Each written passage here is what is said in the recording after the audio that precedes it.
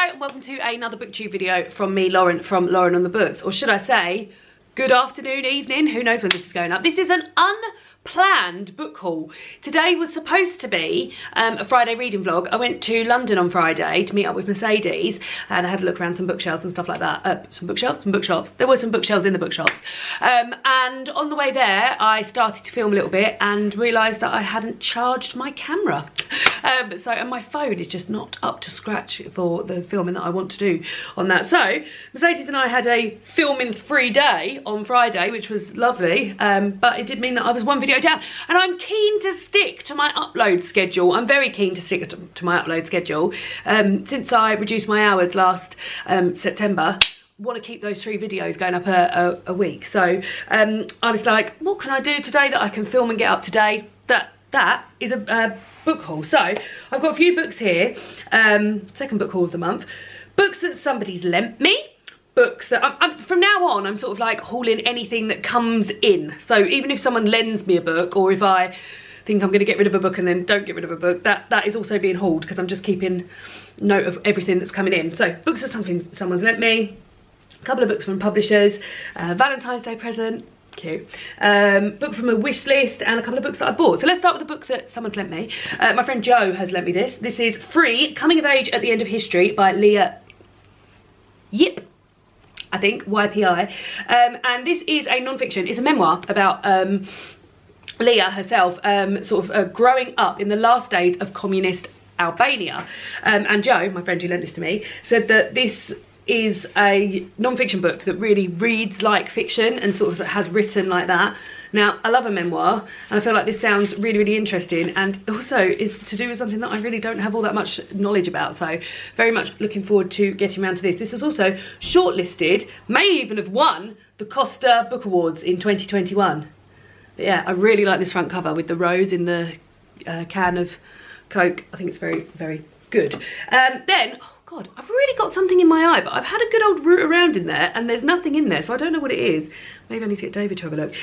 Books from the publishers, 2 books from the publishers. The first one is In the Lives of Puppets by TJ Klune. This is a queer retelling of Pinocchio from TJ Klune. I haven't read any books by TJ Klune. Me and Mercedes were talking about this on Friday, because I've got Wolf Song and Under the Whispering Door, and I also had the other one that was very, very popular out from the library and didn't get round to it. What's the other one called? Oh, well, it won't be in here, will it? Because this is a proof copy. Does it say from the author of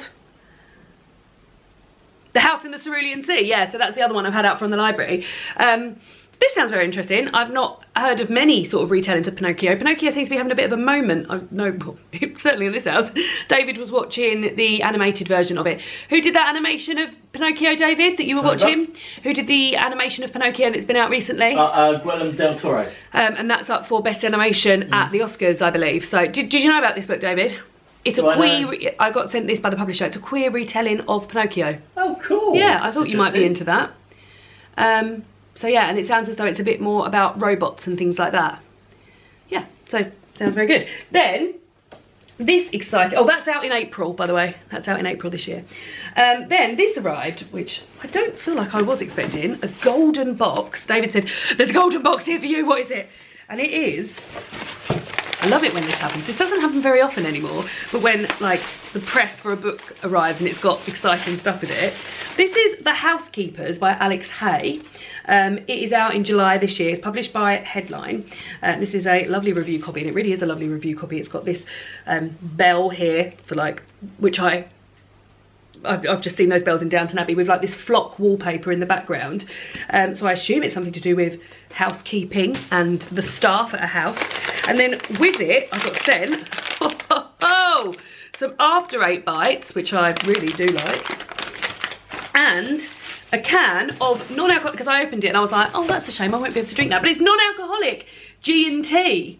So I think I'm going to drink that and eat those tonight when I'm watching the Call the Midwife wedding, because I'm so excited about Call the Midwife tonight. And then alongside that, I got sent some like cards that go with it that have the names of some of the characters that are appearing in this. So for example, Hepzibah Grandcourt, who's the con artist, Mrs. Bone, the hustler. Yeah, there we go. RSVP not to the lady of the house but to the staff downstairs, it says. So let's, oh, and I've got a bookmark to go with it. So yeah, I do like it when this happens. Let me tell you all about this book. See, they've gone to so much effort. It says here, housekeeper, sewing maid, kitchen girl, thief. Never underestimate the women downstairs. Lovely. It says, there's not all that much here. Oh. So it's set in the glittering part. Oh, this is a note from the actual author, so I won't go through that whole thing for you. But yeah, it's got lots of different. Let's have a look. This is a novel that lets loose an outlandish alliance of unforgettable women, an unmissable creative campaign. Here we go, right, we've got there. Mayfair 1905, the grandest house on Park Lane has just dismissed its housekeeper. All manner of treasures lie behind the pillared doors and scandalous secrets too. With the event of the season looming, nothing must go wrong. But what no one knows is that Mrs. King will return to Park Lane on the night of the ball. She has an audacious plan in mind and knows just who to recruit to help her clean up. There we go, that sounds great, doesn't it? There we go, so plus all those lovely goodies. So thank you to Headline for my lovely goodies. I think David likes After Eights, otherwise I would be eating those alone, but I think he does like After Eights. Then a gift from David, from that aforementioned David, for Valentine's Day. He got me this, which I didn't even know existed, which is a lovely, lovely treat when that happens. This is Good Morning, Good Night, Little Peps Talks from Me to You by Lin-Manuel Miranda, and this is illustrated by Johnny Sun. So Lin-Manuel Miranda is the songwriter of many songs and playwright of Hamilton, and writes the songs for Moana and for, oh my God, what's that more recent one called? The one that's set in the house? I have no idea. That I don't even think that's in. What's that most recent Lin-Manuel Miranda Disney film? Sorry? What's the most recent Lin-Manuel Miranda Disney film that we went to? It's all about the house. Oh, Encanto. Encanto! We did know it. I'm very fond of him. I think he's a creative genius, and I also think he just seems like a good guy. And this is a collection of his tweets. So he did some tweets. That sort of undermines it, doesn't it? So he did some tweets in, I don't know when, a few years ago, I guess, and they would always start with like a good morning tweet and a good night tweet, sort of based on the same idea every day. So for example, we've got good morning, take a breath, then another, repeat, move at your pace, you got this. And then the good night one would be good night, take a breath, then another, repeat, shake off the day, sweet dreams.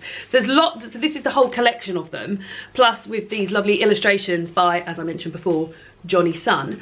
Good morning, woke up grateful for the air in my lungs, the sleep in my eyes, the ache in my bones, the chance to say hello again. Good night, lying down grateful for the air in my lungs, the sleep in my eyes, the ache in my bones, the chance to see you tomorrow. And it was just a really nice sort of life-affirming thing to read my way through. I've read this already, so this will be appearing in the haul, in the wrap-up you're going to see. But yeah, so when David got this for me, I sort of like read it instantly and had such a lovely time with it. So I would highly recommend. Great gift, particularly for, if you may well like Lin-Manuel Miranda. I didn't even know this existed, so that was lovely. Read that, done and dusted, well done. And then I've got Razor Blade Tears by S.A. Crosby. This says, two fathers will have their vengeance, and somebody sent this to me from my wish list. Mwah. Kisses to those who send things to me from my wish list. Ike Randolph left jail 15 years ago, but a black man with cops at the door knows to be afraid. He is devastated to learn his son, Isaiah, who Ike never fully accepted, has been murdered, along with Isaiah's white husband, Derek. Derek's father, Buddy Lee, who has his own criminal past, may have been ashamed of Derek, but he won't rest until he knows why his only child was killed. Desperate to do better by their sons in death than they did in life, two hardened ex-cons must confront their own prejudices about their children and each other as they rain down vengeance upon those who hurt their boys. A provocative revenge thriller and an achingly tender story of redemption, this is a ferocious portrait of grief for those loved and lost and for mistakes that can never truly be undone. So that sounds great. I also think David would really like that as well. David and I are currently in the process of maybe having a little think about what books we're going to take when we go away on our honeymoon, because we're away for quite some time. I think this might be one for David for the honeymoon, but yeah, I will get round to reading that at some point. Then I've got 3 books that I bought myself. First of all, one that I bought when I went to London with David. David and I went to London, we went to Borough Market, we went to the Tate, we went to see Witness for the Prosecution at County Hall, and when we were in the Tate Modern, I went in their shop, which is brilliant, and bought this, How to Draw Almost Every Day, an illustrated source book, and I'm quite into these sort of things. So these are like simple line drawings, which when I do drawings, my line drawings are very simple line drawings, and this takes every single day of the year and gives you a drawing for that day. So today is the 26th of February. Let's see what we should be drawing on the 26th of February. And this is just a sort of, oh, it's nail polish, which is weird because I've just painted my nails. So yeah, so this is by Camo. And the whole thing's sort of like a diary as well, because it says, I didn't do the best job, but I painted my nails today. I admire women who can draw all sorts of fancy designs. So yeah, and then it shows you how to draw like 2 different types of nail varnish. So like a square bottle plus a round bottle without the cap, and then draw the brush and add a pot of jollies. And like, it's just really, really lovely. And I've had a lovely time sort of like looking at it, and we'll do a little bit of drawing as time goes by. Miss pancakes though, I could have had a lovely time drawing those pancakes. I could have done with drawing those pancakes. So yeah, it's very, very cute, and I will do more drawing with it. And then 2 books I bought myself. Oh, this actually, I haven't included this on my TBR for next month, and I really need to, because the whole reason I bought it is because to include it on my TBR for next month. This is You Don't Know What War Is, The Diary of a Young Girl from Ukraine by Yeva Skalietska. And this is a diary of a 12-year-old girl from Ukraine who, at the beginning of the war, her and her family made the journey to Ireland. And I found out about this because I'm taking part in the Irish Readathon in March. And this was going to be, but I've done my TBR for next month now, and I completely forgot that I'd bought this for knowledge. Because one of the prompts for the Irish Readathon are a series of buzzwords, and one of those prompts is knowledge. And I thought, well, I have no knowledge of what it is like to be a young girl having to leave your country because there's a war going on, and take up residence in a country where you don't speak the language and where you don't know anybody. And that's what this book reflects. Now, it looks like it's quite sort of multimedia as well. It's got photos in it, it's got sort of newspaper headlines, text messages, and things like that. So I think this is going to be very hard to read, but also very, very important to read. So yeah, and that, I guess I was including that in the Irish Readathon because Yeva now lives in Ireland. So yeah, so that I will be reading this month. And then, as I kept saying I would do, I bought A Poem for Every Spring Day, which is edited by Ali Aziri. I already own 2 of these books. I own A Poem for Every Autumn Day and A Poem for Every Winter Day. But these are very much part of the Friday reading vlog now. So at the end of every Friday reading vlog, differently then, I read out a poem from this book, which is a lovely way to sort of like sum up the reading vlog and the day. And yeah, I've been really enjoying it. So I've got through, we started the autumn one sort of, oh no, we started in September, didn't we? So we got through the autumn ones, got through the winter ones, and now we're on to the spring ones. So, and these front covers are so beautiful. Like, this is another really good gift as well. Very like reflective of what's going on with spring. So blossoms and little birds and butterflies and little lambs and daffodils. Daffodils are massive spring things. Little Easter eggs because it's Easter in spring.